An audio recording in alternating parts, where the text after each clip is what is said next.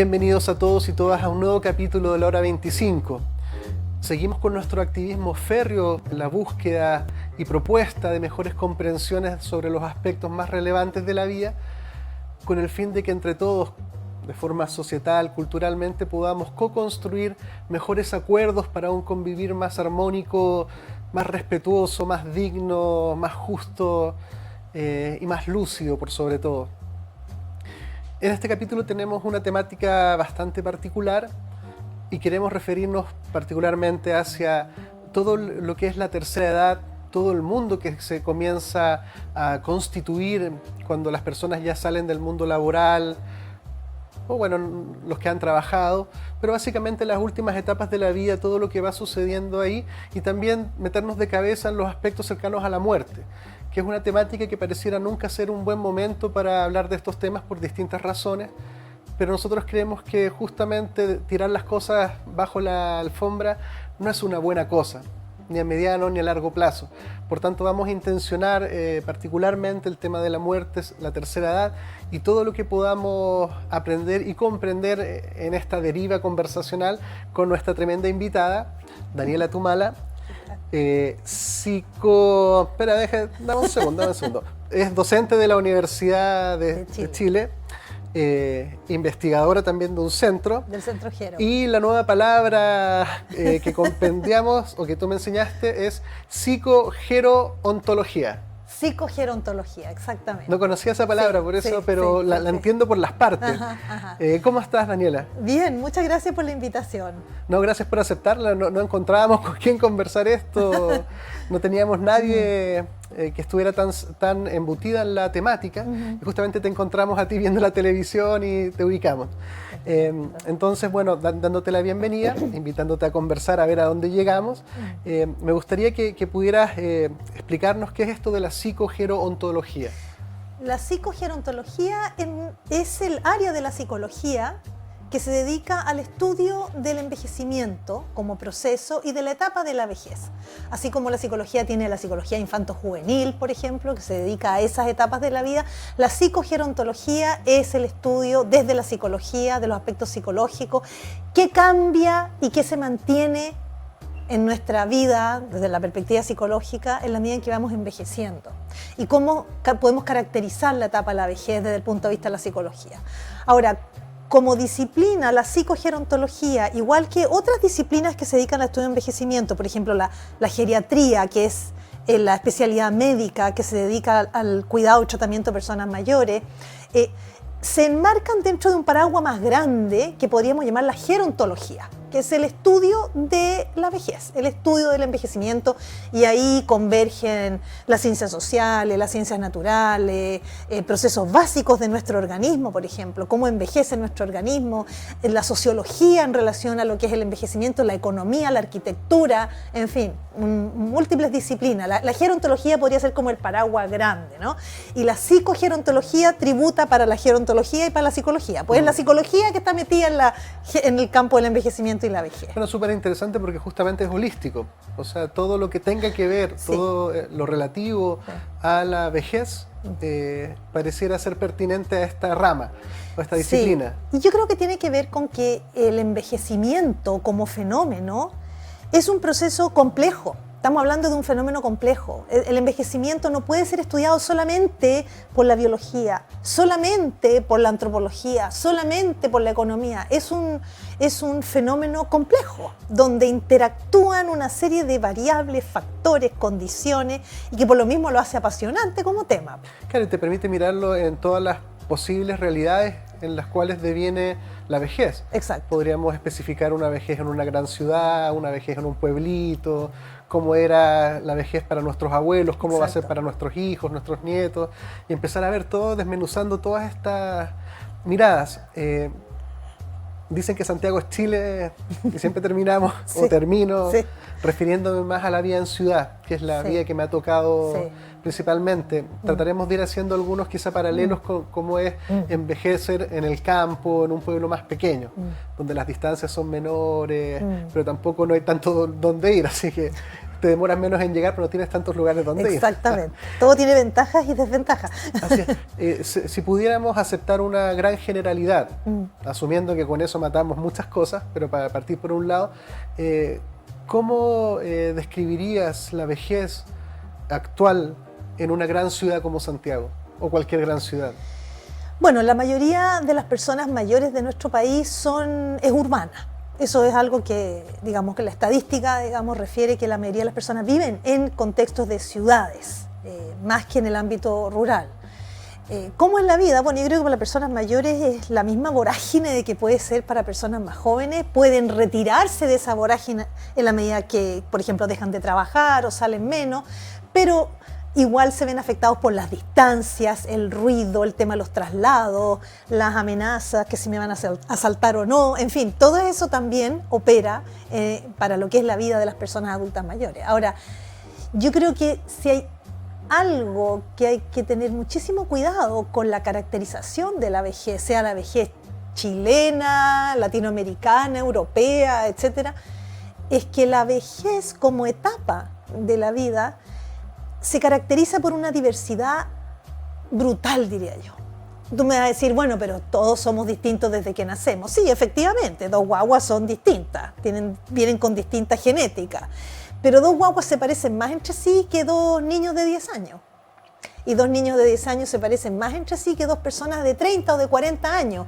¿Por qué? Porque venimos con nuestra biología, pero vamos acumulando historia. Y en esa acumulación de historia nos vamos diferenciando. No sé si tú te acuerdas de geometría del colegio que te decían, si no tenías dos paralelas exactas, una diferencia proyectada en el tiempo genera una distancia enorme entre un punto y otro. Entonces, cuando llegamos a los 70, 80 años, hemos acumulado una cantidad de historia y de experiencia muy diversa. La que tú estás acumulando, la que yo he acumulado, y probablemente vamos a tener diferencias mucho más grandes. Entonces, tú te encuentras con personas mayores de 75 años que están saludables, que están iniciando un nuevo proyecto, algunas están rearmando su vida de pareja, y otra persona que lleva un par de años con una demencia y está completamente dependiente. Entonces, así de diverso, súmale además las condiciones, las diferencias socioeconómicas, las diferencias culturales. Entonces, hay una diversidad enorme. Yo creo que uno de los problemas que hemos enfrentado como sociedad con el tema del envejecimiento es que no reconocemos esa diversidad. Y tendemos a mirar la vejez como que fuera una sola cosa, desgraciadamente puras cosas negativas, es lo único que se ve, y que eso es así para todos y todas. Y ahí nos hacemos una trampa. Sí, porque usualmente, Clara, como tú bien señalas, uno, no sé si sea por formación profesional, todos los ámbitos de la salud como la psicología, siempre terminan más del lado de la enfermedad o de los casos mucho más extremos, sí, que requieren más ayuda o atención, de los cuales sin duda hay, pero quizá en eso también pecamos esto de generalizar minorías. Yo no conozco la estadística del caso, así que si tú me refútame con toda la confianza del mundo. Sí, sí. Y bueno, la psicología también, a través de la psicología positiva, también ha ido recuperando un poquitito esto, que si podemos estudiar la depresión, también podemos estudiar los factores que afectan a la felicidad. Exacto. O lo que fuera. ¿Cómo caracterizarías psicológicamente la tercera edad? ¿Qué es lo que aparece? ¿Qué es lo que desaparece? ¿Qué es lo que se conserva? ¿Qué es lo que más se transforma?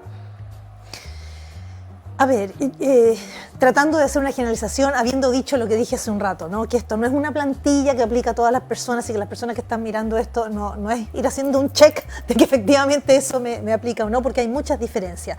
Pero si uno tuviera que dar algunos rasgos generales, yo diría que, a diferencia de la perspectiva biológica, que obviamente forma parte de nuestra vida y por lo tanto también de nuestra psicología. Lo que va pasando con nuestra biología afecta a nuestra psicología sin duda, pero desde la perspectiva biológica, desde la perspectiva médica, el envejecimiento es efectivamente el deterioro de un organismo poco antes de su muerte. Es decir, eso es cuando un organismo envejece desde el punto de vista biológico, es que va teniendo dificultades, deterioro, decadencia y finalmente muere. Más rápido, más lento, pero finalmente muere. El punto es que los seres humanos no somos solamente biología, tenemos otras dimensiones y lo que nos pasa muchas veces es que nos mandamos como una suerte de salto así, de lo biológico al resto de nuestra vida. Entonces, Una persona vieja es una persona que está en declive, que es puro deterioro, que es dependencia, que es decadencia. ¿Por qué? Porque lo extrapolamos todo desde lo biológico. Es un reduccionismo biológico, ¿ya? Es una medicalización de la mirada de la vejez. Pero resulta que a nivel psicológico, a nivel social también, las personas tenemos distintas dimensiones. Y uno podría decir que en la vejez, en la medida en que vamos envejeciendo, hay características psicológicas que se mantienen y algunas otras que cambian. Hay algunas capacidades que decaen, efectivamente, no hay que ser ciega. Lo que se llama comúnmente la inteligencia fluida, que es la velocidad de respuesta, aprender rápidamente cosas nuevas. Los operadores aéreos de los aeropuertos, esos son el ejemplo de inteligencia fluida, ¿ya? Esas personas no jubilan muy tarde porque efectivamente son capacidades que tienden a disminuir. Pero, y después del pero viene siempre lo más importante, dicen, hay otra dimensión de nuestra inteligencia, que es la que podemos llamar inteligencia cristalizada, y que tiene que ver con nuestra capacidad de tomar decisiones que son adecuadas, que son adaptativas, que son beneficiosas para nosotros, de aplicar criterio, ¿ya? Y que tiene que ver con nuestro acervo de conocimiento, con nuestra experiencia, con lo que hemos venido aprendiendo durante la vida. Esa inteligencia tiende a no decaer con los años, es más, puede aumentar.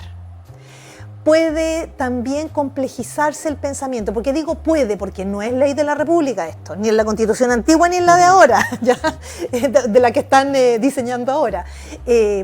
Pero hay una oportunidad para desarrollar un pensamiento más complejo, lo que se llamaron después las líneas post-piagetanas, ¿ya? Después de lo que uno aprendía en psicología, que uno llegaba al pensamiento abstracto, y ahí, listo, ahí te quedabas. Resulta que hay más desarrollo posible del pensamiento, que lo puedes lograr en etapas más tardías, justamente por tus aprendizajes. Pensamiento más complejo, que podríamos resumirlo en un pensamiento menos blanco y negro, donde se asume la complejidad de la vida y de las experiencias que tenemos y de los problemas, que no pone a los buenos y a los malos, sino que puede ver que en los malos hay aspectos buenos y en los buenos hay aspectos malos, que está más abierta y tolera mejor a la incertidumbre, que tal vez genera más preguntas que respuestas cerradas. Ese tipo de pensamiento es un pensamiento que requiere horas de vuelo y por lo tanto tiene más chance de poder desarrollarse en etapas más tardías de la vida. Entonces, eso muchas veces no lo vemos. Vemos que la gente dice, uy, me llegó el viejazo porque me cuesta ocupar el celular. Claro, porque están en puro lo que podríamos llamar inteligencia fluida, pero hay una serie de otras cosas que pasan desapercibidas, ¿ya? Otro tema interesante, qué sé yo, la personalidad. Nos ponemos viejos mañosos, como dice la gente, son rígidos, que la gente dice, los viejos se ponen rígidos, ¿ah? O se ponen llorones. Eso la verdad es que hay bastante prejuicio. Hay personas que en la medida que envejecen se ponen más rígidas, ¿ah? Más estricta, y hay una buena cantidad de personas que a la medida que envejecen, muy por el contrario, se van flexibilizando y poniéndose mucho más tolerantes y aceptadores de cosas que antes no toleraban. Entonces, yo te diría que hay aspectos de la personalidad que pueden cambiar y hay otros, como los rasgos de personalidad que nosotros aprendíamos en psicología, es decir, esas características bien como agarradas a nuestra biología. Por ejemplo, la facilidad para ponerte más nervioso, más tenso, para tener más ansiedad o no, lo que se ha llamado neuroticismo. No me gusta la palabra, pero eso tiende a cambiar menos, pero aún así se modula durante la vida. Y ahí entra un tercer elemento, y con eso ya me callo, porque a lo mejor me quieres preguntar algo. Que tiene que ver y que es algo que yo he estado, que me interesa muchísimo en el campo del envejecimiento, y es cómo las personas, en las medidas que vamos viviendo, vamos desarrollando una musculatura que no es física, que es una musculatura psicológica para enfrentar dificultades, para enfrentar el dolor, para enfrentar el sufrimiento. Es lo que en psicología se llaman las formas o los procesos de afrontamiento. Y a mí me ha interesado particularmente cómo las personas mayores enfrentan situaciones tan complejas como son las pérdidas, porque a diferencia de otros estresores, en las pérdidas no tienes capacidad para controlarlas, no las puedes modificar. Se murió alguien que tú quieres y se murió. Te dio una enfermedad severa progresiva y sabes que solo va para adelante, que no va a retroceder. te jubilaron y no querías jubilar y te alejaste de todas tus amistades del trabajo, es una nueva condición de vida. ¿Cómo lidiamos con eso? Yo creo que ahí hay muchísimo que aprovechar de la experiencia de personas mayores. Eso también es algo que yo he observado, que personas mayores logran ir como ejercitando, no todas, pero muchas. ¿Sí? Eso te diría que es algo que también se puede mantener, desarrollar y enriquecer en la medida en que vamos envejeciendo. Bueno, súper interesante las tres dimensiones que señalas, porque primeramente el tipo de pensamiento. Me resulta interesante porque es como, traduciéndolo a mis propios esquemas, yo diría, es como recuperar un poco la inteligencia adaptativa, que tiene que ver con armonizar. Exacto. Eso requiere muchas doble clic para entender lo que yo pudiera entender por armonizar, pero básicamente es una distinción general, pudiendo, como tú bien señalabas, ir disminuyendo la productividad o la eficiencia en hacer las cosas, que es la inteligencia que tú señalas también. Uno empieza a preocuparse más de vivir en armonía, por lo menos supondría en algunos casos, de ir ajustando mis actuales capacidades con mi realidad actual, momento a momento, como van cambiando muchas cosas. Y eso me parece re interesante porque es un tipo de inteligencia que yo diría que es la metainteligencia, y finalmente terminamos preocupados usando mucho más otras inteligencias lineales, productivas, concretas, cuando en verdad siempre uno debiera partir por decir, a ver, ¿qué está pasando ahora? ¿Qué me está pasando ahora? Y desde la hora emerger con alguna decisión, conducta o hacer. Por otro lado, también las diferencias entre los aspectos caracterológicos, de que si uno se vuelve rígido, porque claro, no, ya no cambió, o sea, mira, si no cambió cuando era joven, ¿cómo va a cambiar a mi edad? Olvídate que ahora Claro. que ya no cambió. Claro. Pero también tú das cuenta de que también se describe el fenómeno contrario, Exacto. de que finalmente las rigideces caracterológicas que nos pudieran haber acompañado gran parte de nuestra vida, dan paso a algo así como un poquitito, como humorísticamente como más zen. Ya, déjalo que sea, déjalo que si él te dé su vida, deja que importa eso, como una aceptación también de ya, déjalo por ahí.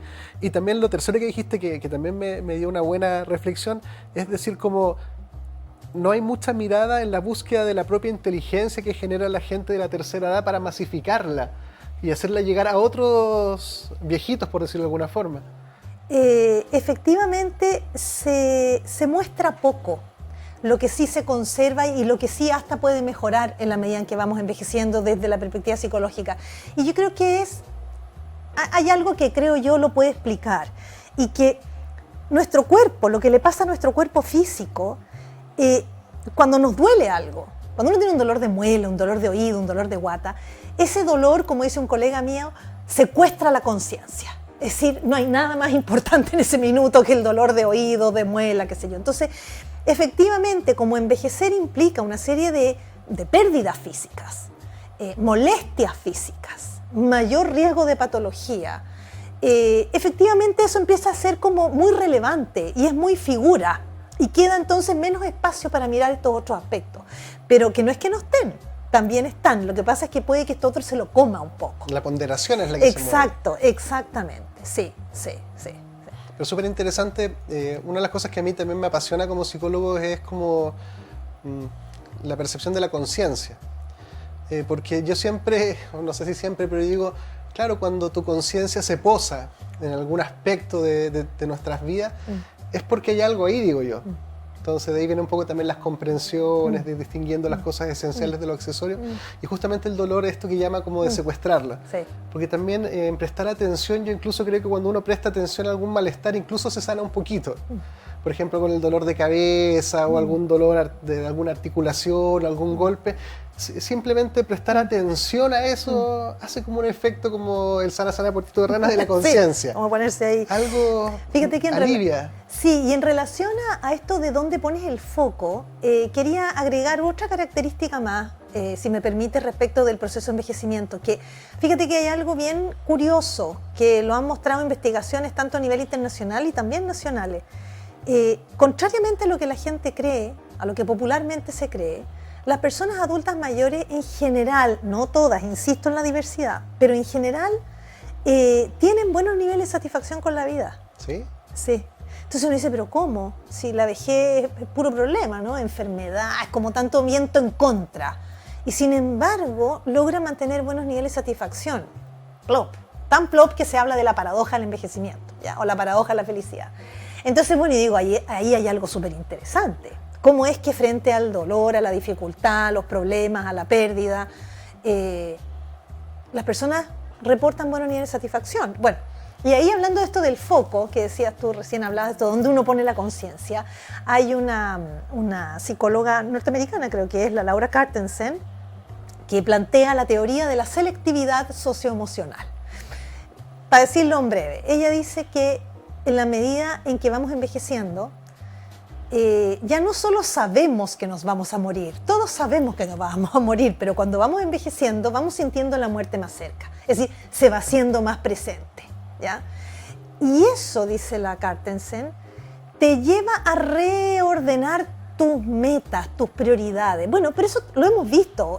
Personas que cuando, en etapas de juventud, por ejemplo, tienen una enfermedad muy grave, a veces eso los cambia. O un accidente. O un accidente, y lo que era importante deja de ser importante, y hay otras cosas que pasan a ser más importantes, en el mejor de los casos.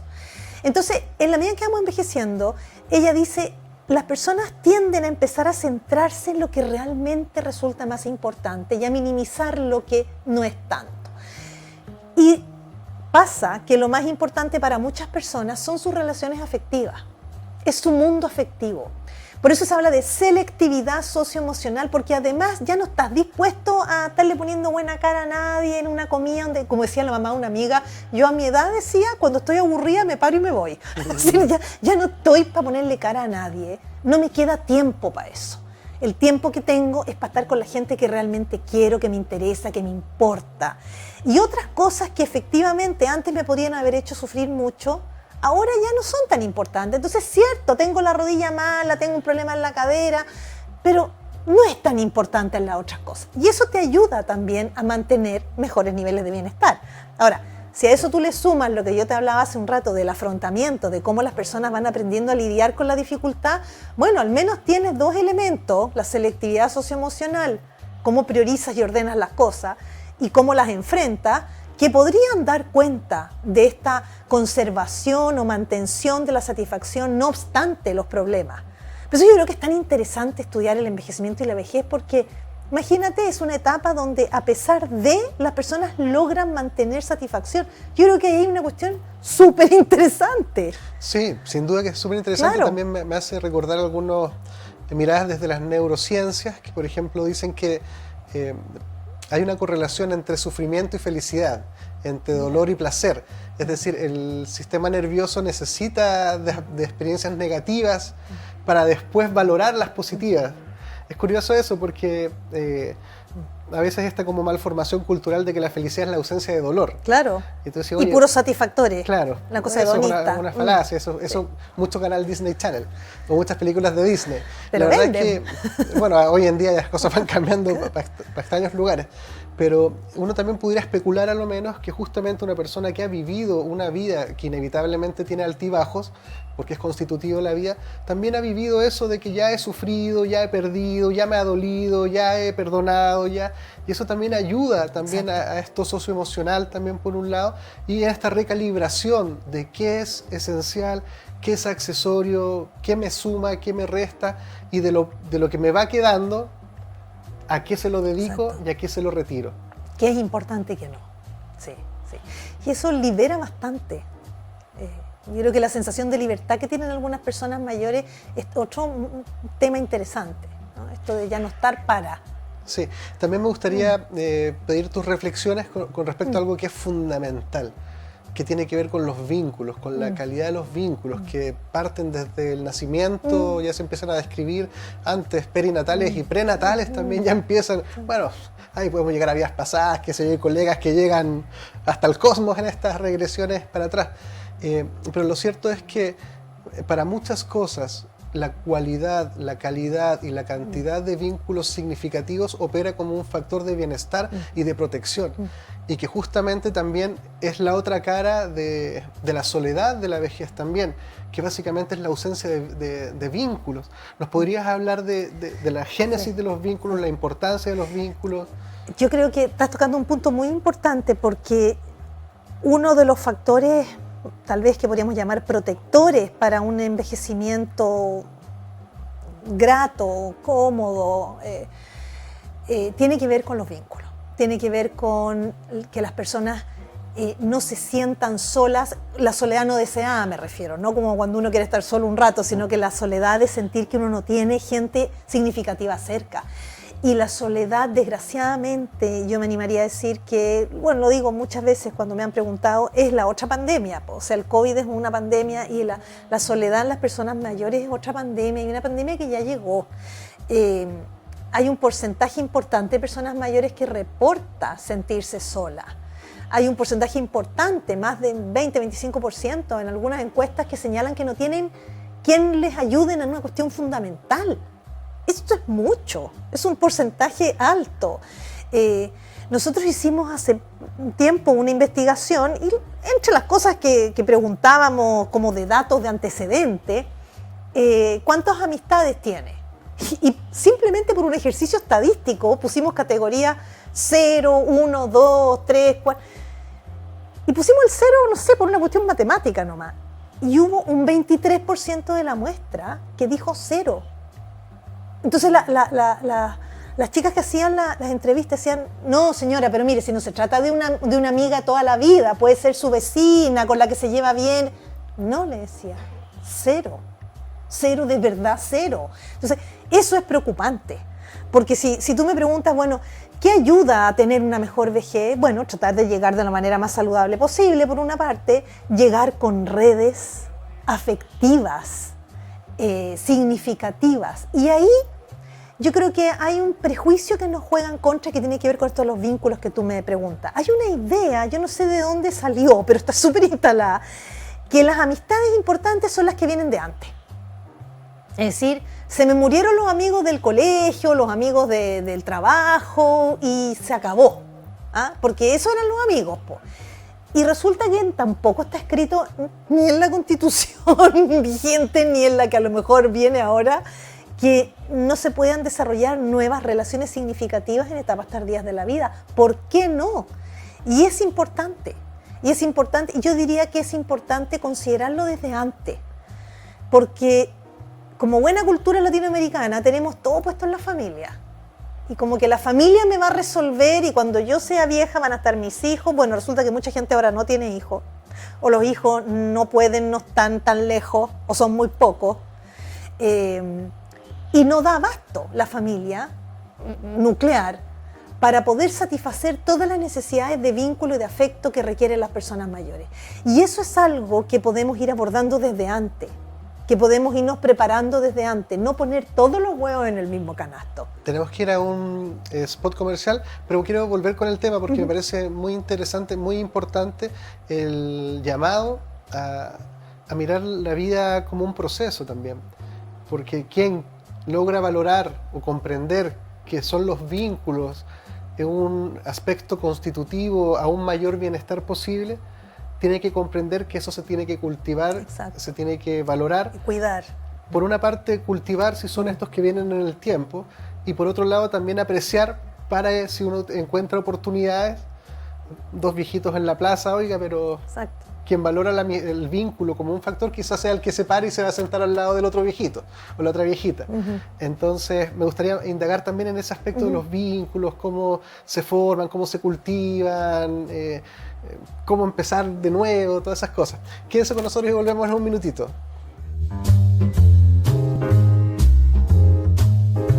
En Clínica Gastrosalud contamos con equipos médicos de excelencia y tecnología de punta para garantizar salud y bienestar a un excelente costo.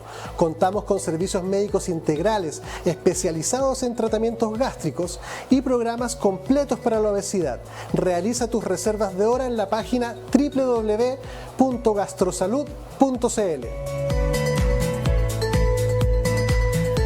En Clínica Apoquindo contamos con una infraestructura de primer nivel para ofrecer servicios de instalación de balón gástrico, pellet antialcohol, cirugías plásticas reconstructivas, cirugías estéticas, kinesiologías, psicología, psiquiatría, nutricionista. Visítanos en www.clinicapoquindospa.cl.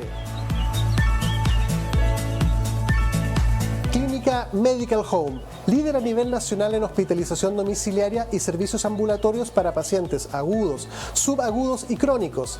Clínica Medical Home entrega a su disposición experiencia y trayectoria en salud a través de servicios especialmente pensados en las necesidades de cada persona, adaptando el concepto de comodidad a sus instalaciones y residencia mediante altos estándares de calidad.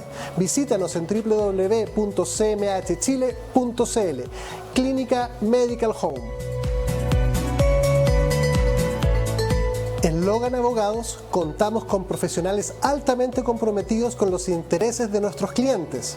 Nuestro staff está capacitado para entregar mucho más que una asesoría integral y especializada, pues buscamos proporcionar la tranquilidad que sus intereses merecen y necesitan. Visítanos en www.logan-abogados.cl. En Clínica Nueva Costanera trabajamos día a día por tu salud y la de los tuyos. Contamos con una amplia trayectoria entregando salud y bienestar con servicios médicos integrales, gastroenterología, endoscopía, pellet antialcohol, programa de balón intragástrico, bioimpedenciometría, entre otras prestaciones. Visita nuestra página www.clinicasnuevacostanera.cl e infórmate de todas nuestras prestaciones.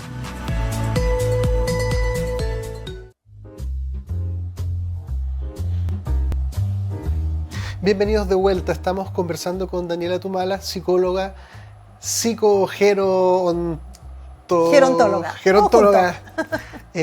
con respecto a todo lo que se puede mirar a través de la vejez, como del adulto también, pero también empiezan a aparecer los cuidadores, los hijos, los cercanos, los próximos, y estábamos viendo en los temas de los vínculos. Tratemos de ir desde los vínculos hacia que también cómo van cambiando los vínculos con los otros roles también, los hijos, las hijas, qué sé yo. Sí. Sí, pues se producen cambios. Hay mucha pérdida de vínculos en las personas a la medida que van envejeciendo. Yo tengo gente, pues yo me dedico a la psicoterapia y trabajo mucho. Muchos de mis pacientes son personas adultas mayores, bien mayores algunas. He tenido gente de más de 90. Sí. No hay edad para el cambio, eso es importante. Y efectivamente, muchas personas reportan, bueno, es que a mí se me han muerto todas mis amigas, se me han muerto, están enfermas, ya es más difícil trasladarme y verla. O sea, el tema de los vínculos claramente se va viendo modificado. Por eso es tan importante cuidarlo, reforzarlo desde antes, ¿ya? Diversificarlo lo más posible.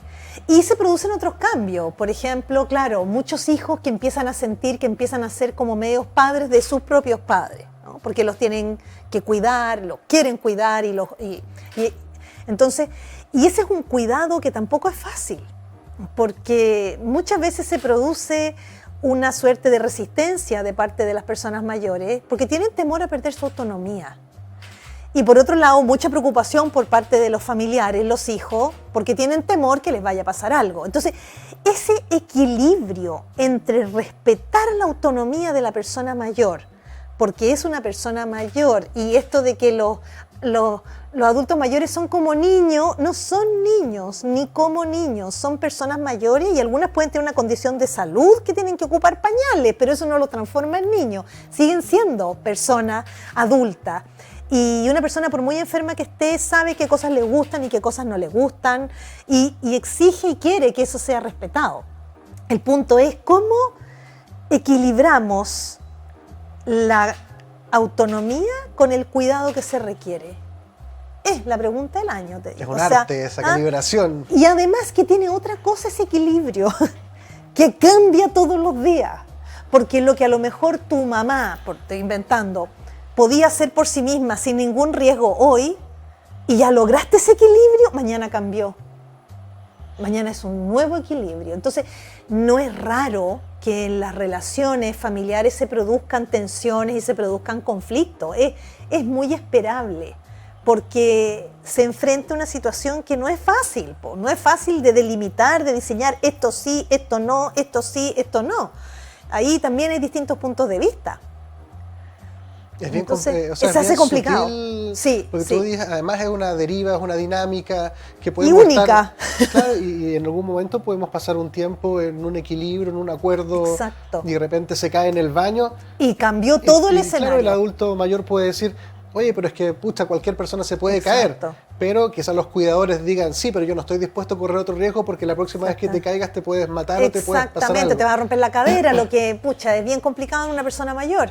Entonces, eso es, imagínate eso permanentemente. Entonces, muchas veces no se dimensiona el peso que puede tener para el cuidador, voy a decir la cuidadora, porque la mayoría de las personas que cuidan es mujer, digamos, somos mujeres. Es un desgaste importante, tan importante, bueno, que se habla del síndrome del cuidador, ya está descrito. Sí, bueno, también tremendo tema ese convivir que se establece ahí entre esto que uno empieza con un cuidado y después otro cuidado, más, y finalmente uno termina asumiendo la responsabilidad vital de que casi depende de mí que el otro siga vivo o muera. Claro. Y cuesta también las sensaciones o los sentimientos como de culpa, de que no lo he ido a ver, lo fui a ver, qué pasará. Que fue mucho, que fue poco. Claro. Que se está corriendo riesgo, que se está deprimiendo. Entonces es bien complejo, pero yo partiría tratando de mirar que cada uno de nosotros tiene que viajar un poco al futuro en nuestra imaginación, imaginar cómo nos gustaría vivir dentro de lo posible, no de lo deseable, porque claro, si uno me pregunta cómo me gustaría, ya ahí nos vemos en el Caribe, viviendo así en una choza, pero dentro de lo posible, que tiene que ver con una continuidad razonable de mis posibilidades financieras, económicas, de distancia, una serie de cosas razonables y lúcidas, y decir, bueno, si yo tomo conciencia de que los vínculos son importantes, en esta etapa de mi vida cultivo vínculos, estoy sembrando con intención de, me gusta esta triple articulación de en consideración del pasado, en atención al presente y con intención de futuro. Exacto. Si esas cosas me están acercando, me están alejando, porque primeramente yo diría que es primero la persona en la tercera edad, cuando está en la segunda edad o en alguna parte del camino, decir, bueno, si a mí me gusta, qué sé yo, ver a mi familia, bueno, tratar de ver las posibilidades de cambiarse geográficamente cerca. Claro. Porque, por ejemplo, en Santiago hay distancias que ya son solo pensar que hay que viajar 2 horas para llegar acá en Santiago mismo, ni siquiera ir a regiones. No, adentro de la ciudad. Dentro de Santiago te decís, bueno, seguramente eso, lógicamente, no te va a dar mucha frecuencia de visita, porque la vida te come después aparecen los hijos, los nietos. Entonces dices, bueno, si para mí es importante el encuentro cotidiano, es importante que vea qué posibilidades tengo de aquí a 10, 5, 15, lo que fuera, de poder generar un modo de vida más próximo a las personas que yo amo, por ejemplo. Sí, y para eso hay que, como muy bien dices tú, hay que mirar la vejez. Suena obvio, pero en la práctica no tiene nada de obvio. Y mirar la muerte, que eso sí que ya es que lo que pasa es que mirar la vejez es como mirar la muerte de alguna manera. O sea, mirarla por yo en el curso que hago de envejecimiento en la universidad les planteo a mis estudiantes, les digo, las personas que trabajamos en el ámbito del envejecimiento estamos también vinculados a las temáticas de la muerte, porque efectivamente eso está ahí presente y no nos gusta. Y no nos gusta no solo el tema de la muerte, sino que la enfermedad, la vejez, como está esta cosa hiperbiologizada, y hay mucho estereotipo negativo que además no se condice con la realidad. Tú sabes que los datos muestran en Chile que la mayoría de las personas en nuestro país, una encuesta que aplicamos hace tiempo con la Universidad de Chile, con Senama, la mayoría de las personas en nuestro país considera que la población mayor es dependiente, siendo que los datos de las encuestas de salud, etc., muestran que no, que la mayoría es autónoma. Pero sin embargo eso predomina en nuestro imaginario, entonces le hacemos el quite, es como, ya, sí, bueno, cuando me llegue el viejazo ahí se verá, ¿no es cierto? Y el tema de hacerle el quite no es solamente que no nos empezamos a preocupar y a cuidar una etapa más de la vida, porque el envejecimiento es parte del proceso de vivir, es una etapa más de la vida la vejez. No solo no la cuidamos, sino que la descuidamos y llegamos, por ejemplo, con una diabetes espantosa que la podríamos haber evitado, y la calidad de vida en la vejez con una patología de salud o sin una patología de salud es tremendamente, digamos, diferente en una condición o en otra. Si tú no has hecho ejercicio nunca y llegas sin un músculo en tu cuerpo, porque vamos perdiendo, si es que no lo mantenemos con actividad física, Yo siempre digo el mismo ejemplo, pero es que a mí me queda muy gráfico. La diferencia no va a ser si te pones traje de baño o no y te ves bien en la playa. La diferencia va a ser si te puedes agachar, abrir un cajón y si te podés parar sola o necesitas un cuidador. Esa es la diferencia. Entonces, no solo no nos anticipamos y proyectamos que nos podría beneficiar, sino que hacemos una serie de cosas que echan a perder esa etapa. Y lo peor de todo es que como la echan a perder, terminan confirmando que es una mala etapa. Eso es lo que llamamos profecía autocumplida, ¿no es cierto? Exactamente. Cuando nuestras creencias determinan nuestras acciones que terminan confirmando nuestras propias creencias. Claro. Es un llamado un poco a la responsabilidad de nuestro vivir, de nuestra vida, de asumir la vida como una deriva, como un proceso y que una cosa funda la otra. Exacto. Comprender eso es fundamental para... No sé, pues yo digo, bueno, si uno es más introvertido, desde siempre, eventualmente se va a vivir la disminución de los vínculos con quizás mayor armonía. Sí, de otra forma. El que es extrovertido y Exacto. justamente pasa para una pérdida muy significativa, muy rápido, pudiera eventualmente sufrir más. Hay factores incontrolables e impredecibles que operan en cualquier momento de la vida, pero hay otros que sin duda sí se pueden planificar y sí se pueden intencionar. Porque no todo tampoco, esta cuestión tampoco es un caos impredecible. No, hay claro, aspectos exacto, que son claramente, claro. tú puedes hacerlo. O sea, tú dices, Exacto. oye, lo mismo que tú dices, bueno, ¿haces deporte o no haces deporte? Exacto. Eso es controlable, planificable, tú puedes hacerte una rutina. Ahora, planificar a qué edad se va a morir tu mejor amigo, eso ya no es planificable. Exactamente. Pero siempre hay grados de dominio que están disponibles. Por eso yo te decía que más cómo te gustaría vivir es la indagación de las posibilidades. Porque yo quizás no hago deporte, pero tengo la posibilidad de hacerlo en algún momento. Y eso sí cae dentro del ámbito de la responsabilidad. Lo mismo que para la muerte, cada una cosa funda lo otro. Eso es como bien interesante mirar esto de que todos venimos por algo anterior. Siempre hay un antecedente que da también la experiencia de cómo fueron las muertes de nuestros abuelos, padres.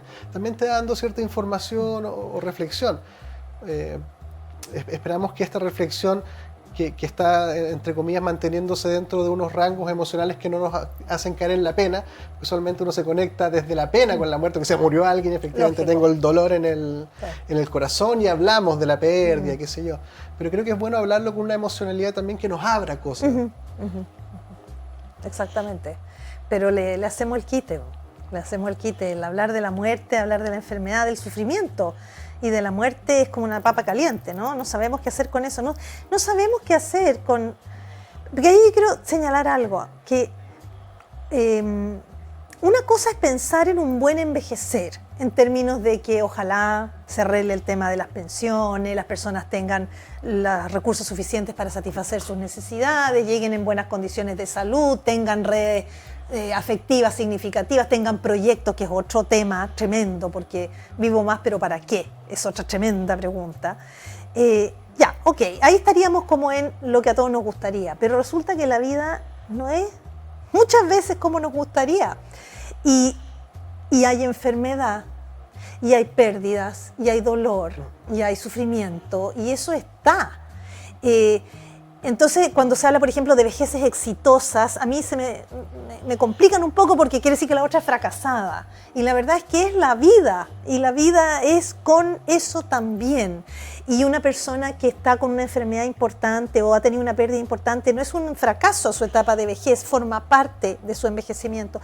Pero no sabemos qué hacer con eso. Yo creo que lo que pasaba en, no sé, pues si yo tomo el mundo occidental nomás, y me voy a la Edad Media, bueno, había muy pocos viejos, la gente se moría mucho antes. Eran viejos los bueno, 30. envejecían mucho antes también, claro. Pero la pregunta por el dolor, por el sufrimiento, por la pérdida, era respondida por la autoridad que había en ese momento, que era la Iglesia. Tú podías estar de acuerdo, no importa, si no estás de acuerdo tenías que quedar callado nomás. Pero había una respuesta, buena, mala, pero ahí estaba. Eso ahora no, po.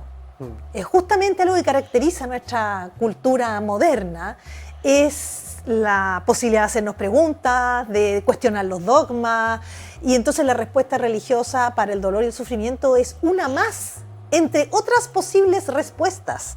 Y entonces ya no recae en una autoridad como era la Iglesia, la respuesta recae sobre el sujeto. Entonces, cuando tú te ves enfrentado a la enfermedad, al dolor, al sufrimiento. Yo lo veo en la clínica. Y la pregunta recae sobre ti y la pregunta por el sentido de eso recae sobre ti y ahí quedamos así, porque no sabemos qué hacer con eso. Vivimos en una cultura donde estamos siempre evitándolo y sacándolo para el lado a toda costa. ¿Ya? La anestesia, hay un libro maravilloso de Le Breton sobre el tema del sufrimiento en la modernidad. La anestesia como químico, nos cambió el paradigma en relación al sufrimiento. Es decir, es evitable a toda costa y nos anestesiamos de muchas maneras. Pues uno también cuando tiene una pena se ha hecho shopping toda la tarde, es una manera también de anestesiarnos. Nos cuesta, no es que uno esté llamando al dolor, qué cosa más linda el dolor, ni mucho menos, pero forma parte de la vida. Nos guste, no nos guste, nos cueste más, nos cueste menos, bueno, no nos gusta, obviamente, forma parte de nuestra vida y no sabemos cómo lidiar con él. Y da la impresión que en la vejez pueden aparecer por ahí unas que otras respuestas, que podría ser interesante. Yo creo que esa es la parte seductora de esa etapa. Qué interesante lo que señalas, como antiguamente, como tú bien señalas, las respuestas venían dadas por dogmas. Claro. El sentido del sufrir era porque Dios así lo quiso. Así lo quiso y punto. Me mandó esta enfermedad porque Dios solo manda, qué sé yo, dolores a quien los puede, qué sé yo, y la muerte, claro, no te preocupes porque es un paso hacia otra vía. Exacto. Pero pareciera ser que pareciera ser en una cultura con un tipo de desfonde ontológico, como de sentido, como que justamente tú decías, bueno, pero ¿para qué vivir entonces? Porque esta cuestión como hay que prolongar la vida lo que más se pueda. A toda costa, y claro. Tú ves a unos viejitos que ya están, pero oiga, claro, el dolor de los que tienen que tomar la decisión, la culpa y una serie de cosas. Pero ¿para qué? Esa pregunta, ¿pero para qué tiene que vivir más como un bien per se? Bueno, llegamos a la eutanasia, porque de esta reflexión no podíamos es inevitable llegar ahí. Hasta ahí. ¿Qué piensas de la eutanasia? A ver, pienso que me encantaría tener una respuesta clarita y no la tengo. Creo que es un tema que ya se instaló. Y es un tema que va a salirse del campo biomédico, o sea, va a ser un tema social que como sociedad vamos a tener que mirar, abordar y tratar de dar una respuesta. No tengo una respuesta clara, me parece respetable que personas que están en una condición absolutamente irreversible, tremendamente dolorosa para la persona, para su familia, se contemple la posibilidad de la eutanasia, me parece comprensible. Y respeto esa posibilidad, como también me parece comprensible y respetable que alguien diga, mira, no, yo creo que esto puede tener algún sentido y yo voy a morir cuando me toque morirme nomás. Ya. Bueno, pero lo que me preocupa es que en la discusión no se trate de hacer un esfuerzo por ver los efectos inesperados que puede tener. ¿A qué me refiero? Yo cuando hago clase les pregunto a mis estudiantes, son chicos y chicas de 20, 22 años, entonces el tema de la eutanasia y la muerte, así como el tema de los impuestos, es una cuestión de... Entonces, ¿qué piensan de la eutanasia? Todos de acuerdo, absolutamente de acuerdo. A mí me gustaría preguntarles lo mismo cuando tengan 60, 70 años, pero están todos de acuerdo. Pero ¿qué pasa, por ejemplo? Solamente voy a poner algo arriba de la mesa de algunas cosas que podrían pasar y hay que ver cómo las vamos a enfrentar. ¿Qué pasa si una persona tiene una enfermedad complicada, dolorosa, irreversible, progresiva, que implica toda una gestión y un gasto de plata importante para una familia y está validada socialmente la eutanasia? ¿Qué puede sentir esa persona? Algunas de esas personas pueden sentir que bueno que existe la eutanasia porque yo no quiero esto, ¿cierto? Pero también puede que ocurra que algunas se sientan presionadas. No directamente, no creo que venga alguien a decirle, mamá, ¿por qué no te eutanasias? No creo, lo veo bien difícil.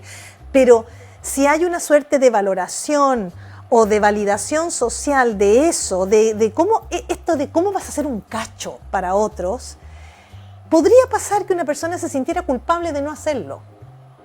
Y eso lo encuentro complicado, encuentro súper complicado.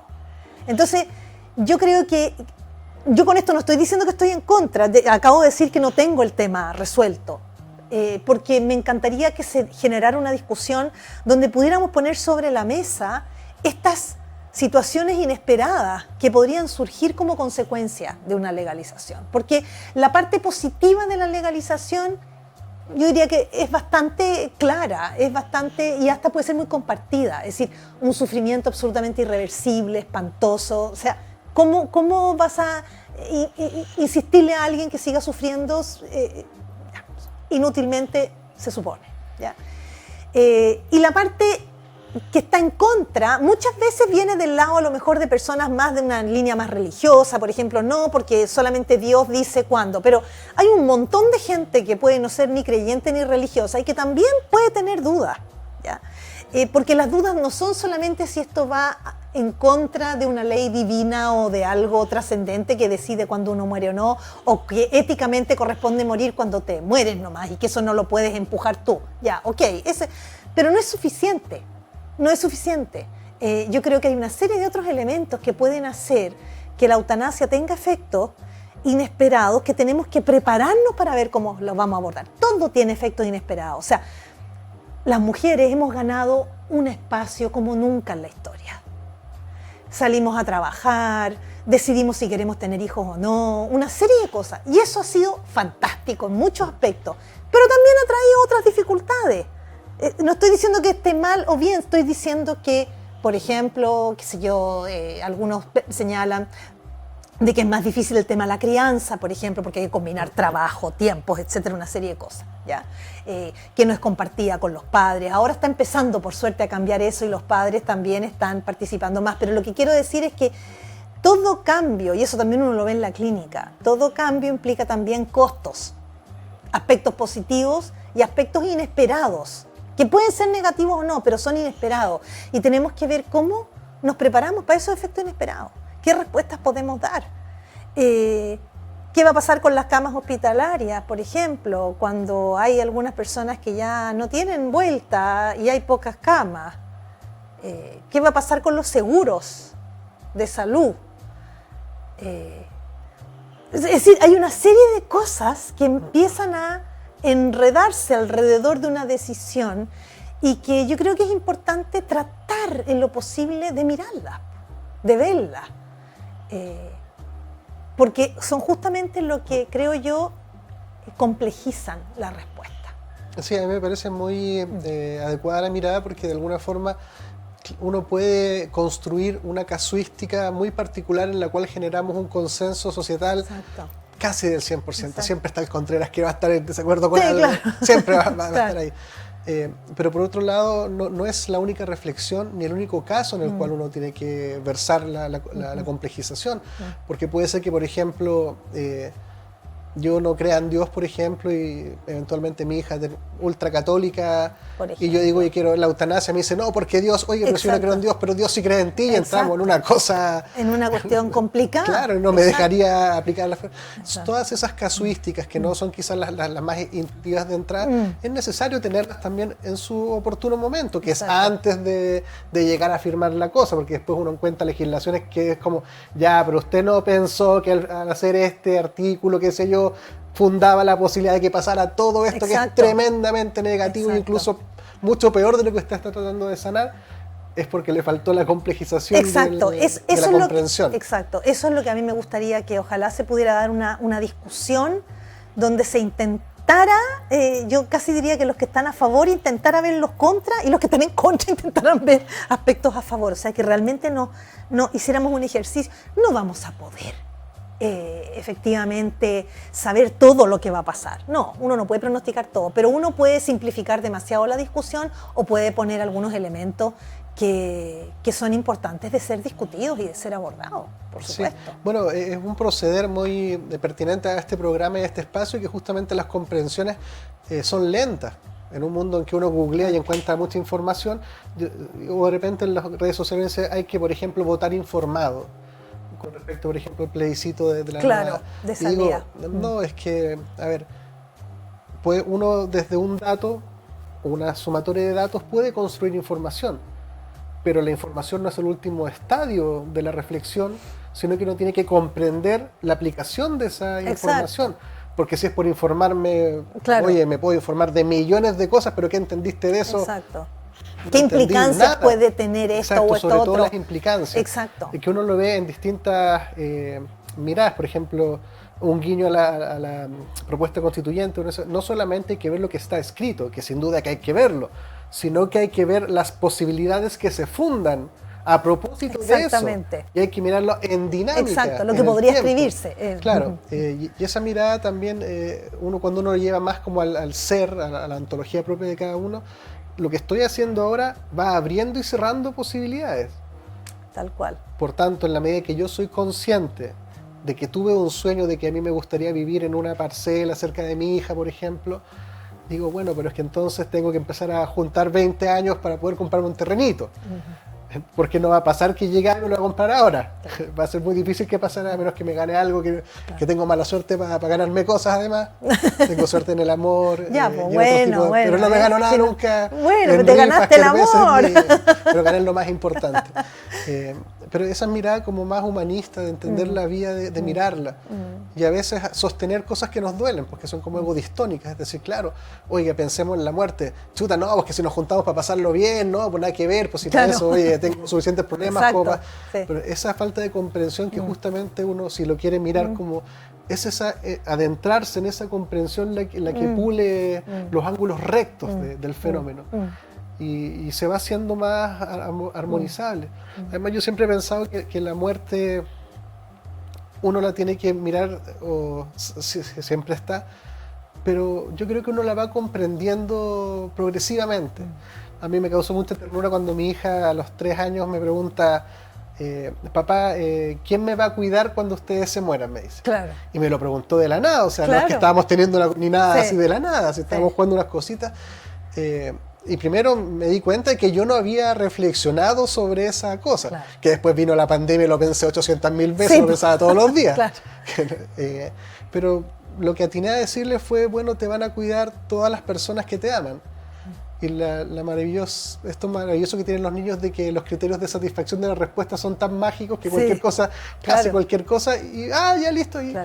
Y ella en ese momento, claro, ella ve la vida como que ese momento que ella tiene con iba a ser una naturalidad, exacto, una tremenda naturalidad. Y a veces se evita a los niños tener conversaciones sobre la muerte, porque uno se lo voy a traumatizar. No, y no los llevan a los funerales, claro, nada, y a porque veces los niños mucho. Es mucho mejor que lo naturalicen, de que eso es parte de la cosa. Mira, yo me acuerdo, una prima mía, cuando era chica, estaba con mi abuelo, entonces le estaba haciendo cariño en la mejilla, y le dijo, Tata, no te preocupes cuando tú te mueras, porque tú te mueres, pero nace otro. Y mi abuelo se quedó con los ojos así. Es decir, claro, lo pueden ver, depende cómo uno se los muestre.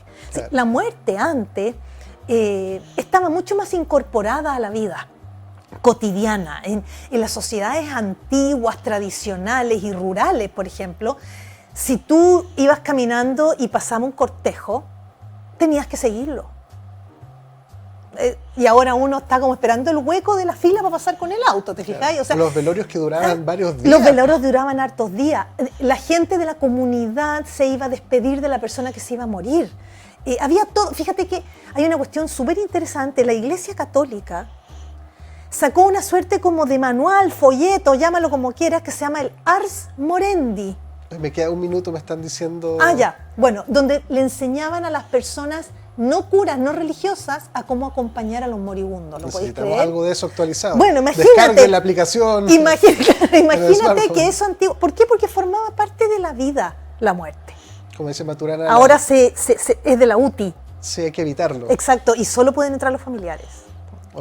Pucha, se me hizo demasiado, sinceramente, demasiado corto. Te voy a tener que tratar de invitar de nuevo un poquito más adelante porque me quedaron muchas cosas. Sí. Además que ya estabas entrando en unos planos filosóficos del sentido, del contexto, cómo se construye el sentido. Y me encantan esas cosas. Estupendo. Daniela, muchísimas gracias por acompañarnos. Tremenda temática. Vamos a seguir profundizando en algunos aspectos más adelante. Encantada. Muchas gracias por la invitación. Muchísimas gracias a todos los que nos siguen. Síganos en YouTube, La Hora 25 Chile. Un abrazo para todos.